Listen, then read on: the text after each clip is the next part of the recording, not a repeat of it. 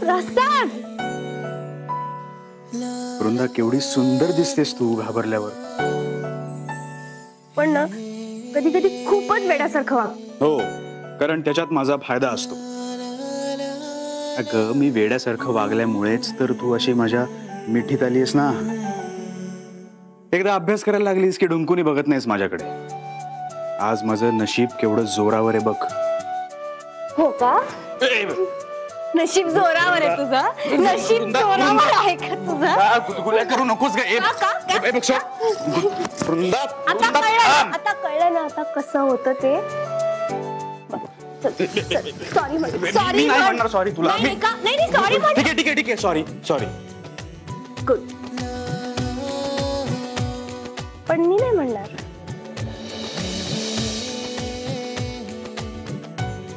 तू जेव्हा हसतेस ना तेव्हा सगळं विसरतो मी. मी नाही ना असं करू शकत. म्हणजे मी जर असं तुझ्या हसण्याकडे नेहमी बघत बसले आणि तुझ्यात हरवून गेले माझ्या अभ्यासाचा बोऱ्याच वाजेल ना. आणि मग माझ्या रिझल्ट मध्ये तर मला एक मोठा 0 मिळेल. नाही हे बघ मी असं होऊन देणार नाही कळलं. Thank you very much.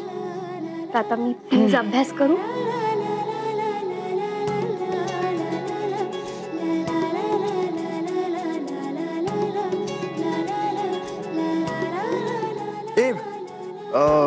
चल ना चल जरा चल. अरे कुठे काय चल प्रश्न विचारू नकोस. मला तुला एक गंमत दाखवायची. सर अरे प्रसाद ऐक हे बघ हा एक फॉर्म्युला फक्त राहिला तेवढा करू येते ना प्लीज. फॉर्म्युला होईल का नंतर. मी नंतर तुझा अभ्यास करून घेईन. तू लवकर बाहेर चल. प्रश्न विचारू नकोस. चल. अगं मावशी ही पर्स कशी आहे ग? वा छान आहे. वा छान आहे. बघ याचं हँडल पण किती कम्फर्टेबल आहे ना. हो मस्तच आहे. खरंच छान आहे. अजून काय काय घेतलं दाखव. हा हे बघ काय इयरिंग्स घेतल्या. काय ते? अगो बाई बरं बाई तू मुलीनं काय मिळतो. कुठून उघडायचंय. हा कुठून घेतलं हे?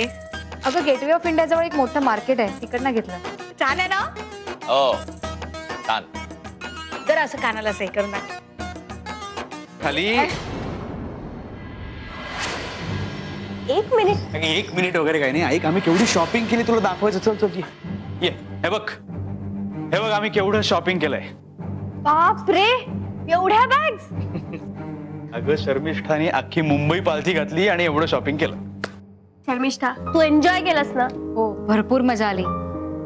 आणि प्रसादनी पण मला उत्साहात फिरवलं आणि असं वाटत होतं की हे फिरणं कधी संपूच नाही. अगं पण ठीक आहे की पुन्हा कधीतरी जा त्याच्या बरोबर. अगं बाई भरपूर शॉपिंग केले आम्ही. भरपूर काय घेतलंय. शर्मिष्ठा दाखव ना लवकर. ही बघ ही पर्स कशी आहे. मस्त आहे. माझ्यापेक्षा ही पर्स तुझ्यावरती जास्त उठून दिसते. तुझ्या साडीवरती खूप मॅच होते. आहे छटाक भर पण अक्कल येईल मनभर. हुशार आहे कार्टी.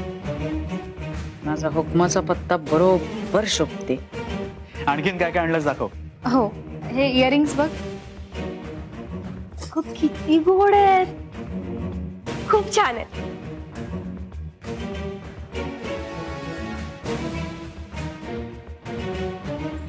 छान दिसते.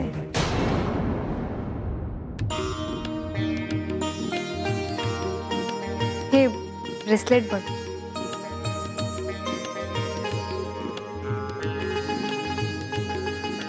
वाव खूपच सुंदर आहे ग.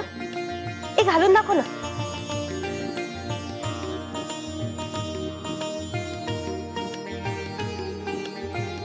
हातात घातल्यावर अजूनच सुंदर दिसतंय नाही. काही गोष्टी हातात आल्यावरच छान दिसतात.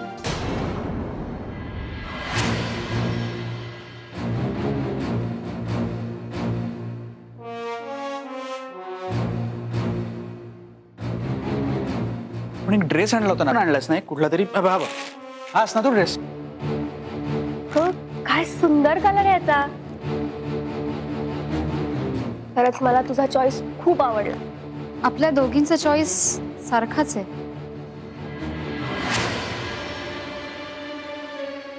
अरे वा, पोरीची हिंमत तर छानच वाढत चालली.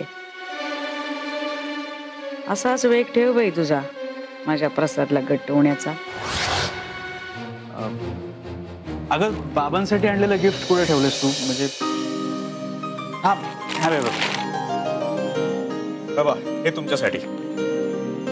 अरे मला काय करायचं गिफ्ट वगैरे नाही का? नाही म्हणजे मला माहिती आहे की मी हे तुमच्याच पैशातून घेतलंय, पण पुढच्या वेळेला मी स्वतः कमवेन आणि अजून एक तुम्हाला गिफ्ट आणून देईन, आणि त्यासाठी मला आशीर्वाद हवेत. अरे वा, नक्की नक्की. मी वाट पाहिन अशा सोन्याच्या दिवसाची. थँक्यू. गिफ्ट झाल्या सगळ्या दाखवून? नाही नाही, अजूनही एक महत्वाचं गिफ्ट राहिलंय.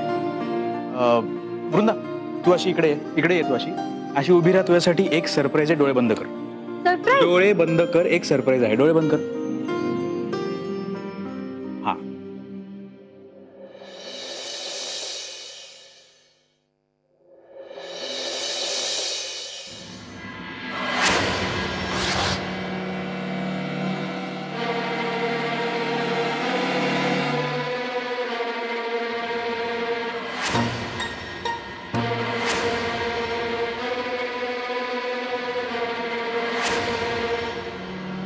आता डोळे उघड.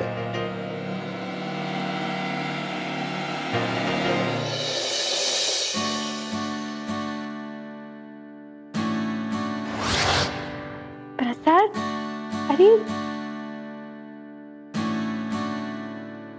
आवडलं? खूप छान. आवडलं ना? चल घालून दाखव सगळ्यांना. चल गळ्यात घालून दाखव सगळ्यांना.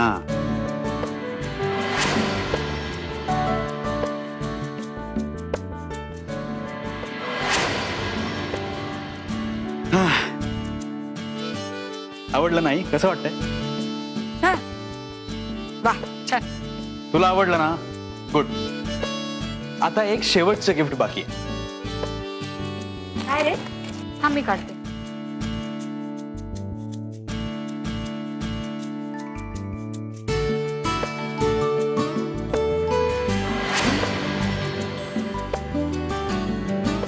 हे बघ, शर्मिष्ठाच्या पसंतीने मी घेतलेला आहे. छान आहे का? कसं वाटतंय? माझ्यासाठी काही आणलं नसेलच.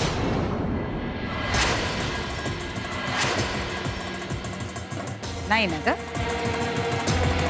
सॉरी, मी विसरलो आई. कळलं. हे बघ, तू गैरसमज नको करून घेऊस. गडबडीत नाही राहिलेलं माझ्या लक्षात. मी नाही, असू दे. ते राहू दे. आणि तू म्हणतोयस तसं असेल या. हळूहळू सवय होईल मला. तसंही मुलांची लग्न झाली की आईसाठी काही घ्यायचं असतं ह्याचा सहज विसर पडतो मुलांना, नाही का?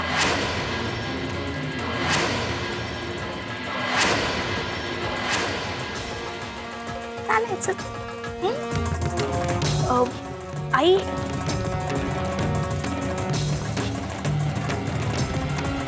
हा नेकलेस तुम्ही ठेवा. हे प्रत्येक ठिकाणी स्वतःचा असा मोठेपणा दाखवत हुशारी मिरवणार ना तुझा? हे जरा बंद कर आता. पाच सांग. माझ्याच पैशाचा नेकलेस तू मलाच देतेस? मलाच?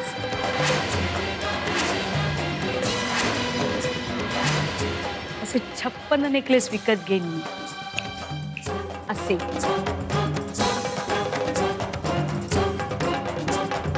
तुझीच हौस राहिली आहे ना लहानपणापासूनची? पूर्ण करून घे तुझी हौस मौज.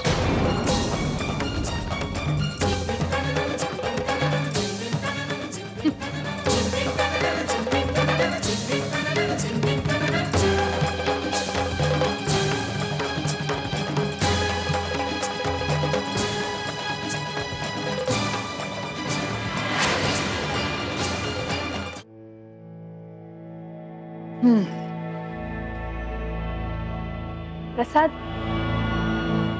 एक गोष्ट सांगू? बोल ना. तू आज आईंसाठी काहीतरी आणायला विसरलास. हे खरंच चुकलंय हा तुझं. आलं लक्षात मला.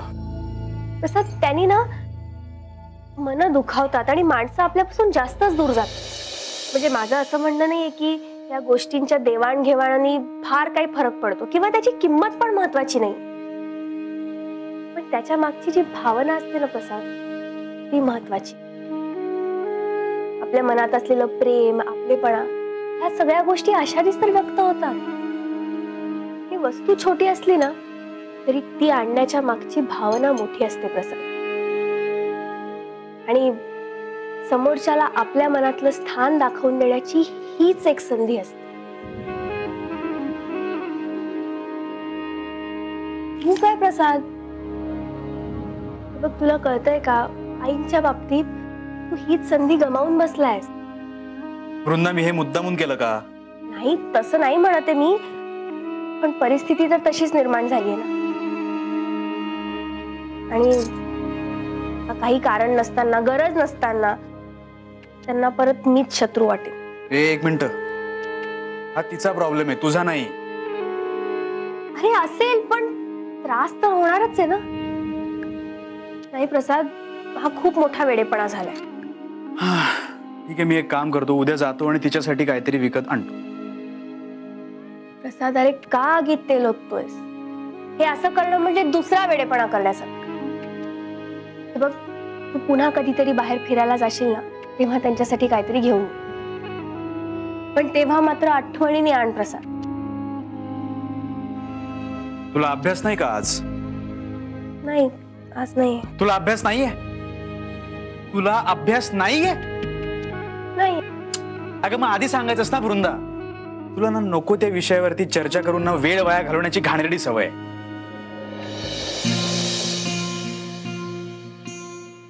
प्रसाद, हे बघ वृंदा, नाटकं करू नकोस.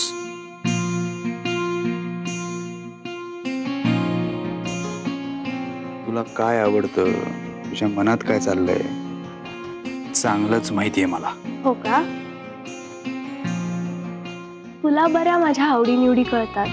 कळतंय ग मला, मला कळतंय. माझ्या मिठीत यायला तुला खूप आवडतं.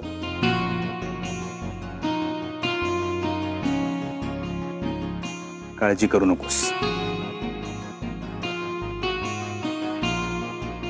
नाही सोडणार मी तुला. प्रसाद, अरे मला ना तुला काहीतरी सांगायचं. तू जरा तुझी बडबड बंद कर. ऐक ना, आपल्याकडे ना उद्या घरकामासाठी एक बाई येणार. हो, मिठाई नाव आहे त्यांचं. बर. खूप चांगल्या आहेत त्या. हो हो. त्या मिठाई कशा आहेत ते उद्या बघेन मी. आत्ता तो विषय नको. आत्ता फक्त तू आणि मी.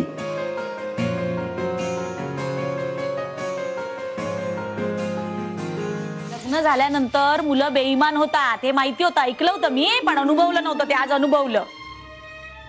बायकोला गिफ्ट आणायचं बरोबर लक्षात राहिलं त्याच्या, पण आईसाठी गिफ्ट घ्यायचं हे नाही सुचलं. बरं जाऊ दे, मी म्हंटल चला मला विसरला, ठीक आहे. अरे बहिणीने गिफ्ट नाही आणलं आहे. त्याला काय वाटलं हे सगळं तो जे मुद्दाम वागतोय माझ्या लक्षात येणार नाही. अंता जाऊ दे, लहान आहे तो. हा, नसेल सुचलं त्याला, पण तू समजुतीने घे. काय लहान मुलीसारखी मागे लागली तक्रार करत त्याच्या. हो का? नाही नाही, तो लहान आहे हे तुमचं म्हणणं मला 100% मान्य आहे. मग पण लहान वयात बायकोसाठीच फक्त गिफ्ट आणायचं आणि बहिणीला आणि आईला विसरायचं, हा मोठा फरक आहे. हे नाही का तुमच्या लक्षात येत आहे? तुम्ही वागला होतात का तुमच्या आईशी असं कधी? हा, सांगा ना. नेहमी आठवणीने आईला गिफ्ट आणायचात, मला कधी आणलं नाही. नाही, अजून हे विसरलेले नाहीये मी. अरे बापरे, आता हिचा मोर्चा माझ्या दिशेने वळतोय वाटतं.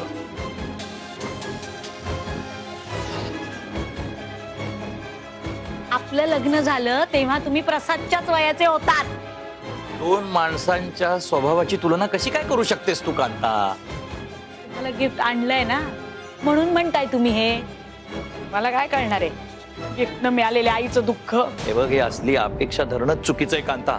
आणि माझ्याबद्दल म्हणशील ना तर मला गिफ्ट मिळालं काय नाही मिळालं काय मला काहीही वाईट वाटणार नाहीये. गिफ्ट हातात आहे म्हणून तुम्ही असं म्हणताय. तुम्हालाही गिफ्ट मिळालं नसतं ना तर नसतं असं बोललात तुम्ही. खात्री आहे मला त्याची. काय वेडेपणा लावलास ग तू? बंद कर आता तू. एवढ्या तेवढ्या कारणावरून एखाद्याच्या मागे हात धुवून लागायचं. हा हे बघ, मुलांचं जग आता वेगळं आहे. आपण त्यात नाही, आपण वेगळे आहोत. समजुतीनं घे जरा. वाढत्या वयाबरोबर असल्या छोट्या छोट्या कारणांनी मनस्ताप करणं सोडून दे कांता. मनस्ताप करणं सोडून दे म्हणे. वय वाढली म्हणजे नात्यांची ओढ पण कमी होते का? आणि बायकोसाठी जो हार आणला तसाच्या तसा माझ्यासाठी आण असं माझं म्हणणं नाहीच आहे मुळी. सोन्याचे भाव माहितीयेत का तुला? हो, वाचले मी पेपर. माहितीये काय भयंकर किमती आहेत ते. मला हार नकोच आहे. तिजवर रुमाल आणला असता आईसाठी तरी चाललं असतं या आईला. काल आलेली त्याची ती बायको तिच्यासाठी हार आणायचं कळलं. या जन्मदात्या आईला विसरला. आजीने त्याला लहानाचा मोठा घोडा केला. बायकोला लक्षात ठेवलं, आईला आणि बहिणींना विसरला. निर्लज्ज कुठला. कांता, नक्की तुझा आक्षेप कशावर आहे ग? हा, तुला हार आणला नाही याच्यावर का वृंदाला आणला याच्यावर?